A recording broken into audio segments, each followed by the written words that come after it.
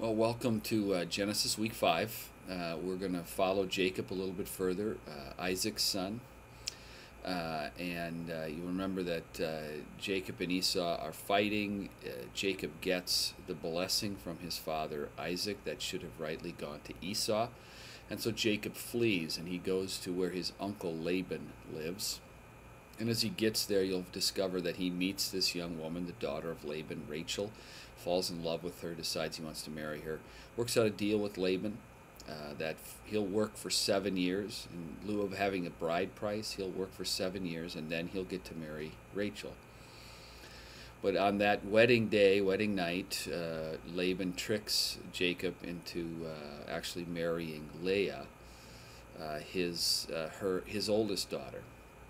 And Jacob's upset, he's angry, and Laban, in defense, says, well, it's not our custom here to give the younger daughter that place instead of the older daughter first, which is ironic because that's exactly what Jacob has just done. He's the younger one, taken the blessing of the older one, which was not their custom as well. So there's some irony there.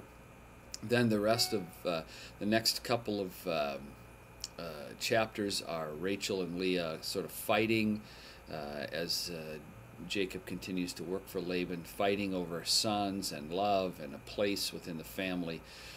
And just this whole idea of children in this day and age is pretty important. One is that individually as a family, it was very important to have lots of sons, lots of kids. If you wanted kids to take care of you when you were older, then you needed to have lots of sons. But corporately, it was very important as well.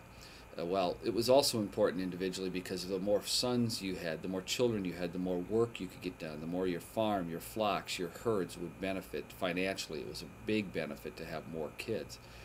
But also corporately, it was a big deal. Your tribe needed to have lots of kids because the tribe next door was having lots of kids. And if you couldn't defend yourself against that tribe, then you would be overtaken by the next group of people.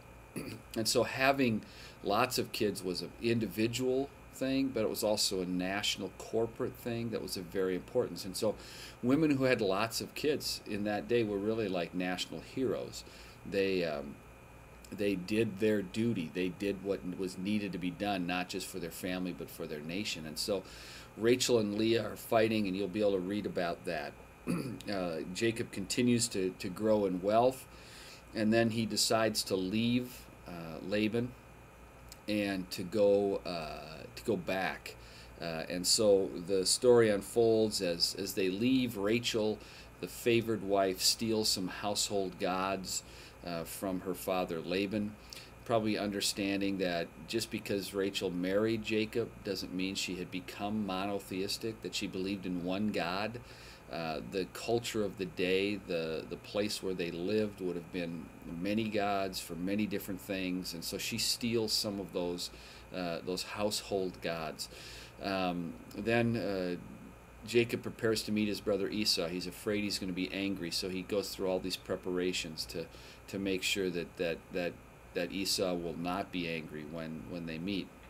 Then a very interesting, puzzling piece where Jacob wrestles with God at night, and you'll read that, and there's some very puzzling things in there, and I don't understand it. I know that most biblical scholars have believed that it has to do with prayer, that Jacob was wrestling with God in prayer.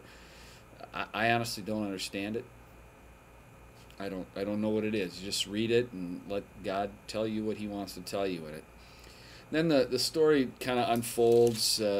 He meets Esau. Everything goes okay. Then a daughter of his has some problems, is raped, and they retaliate for that. And then he moves on to a place called Bethel again. And then this little section for this week ends with the death of Rachel, his wife that he loves, and Isaac, his father. And so that sort of ends this section. Again, if you have any questions that you think I might be able to answer, feel free to email me, kevin@anthemcross.org, and I'll do my very best. God bless your week.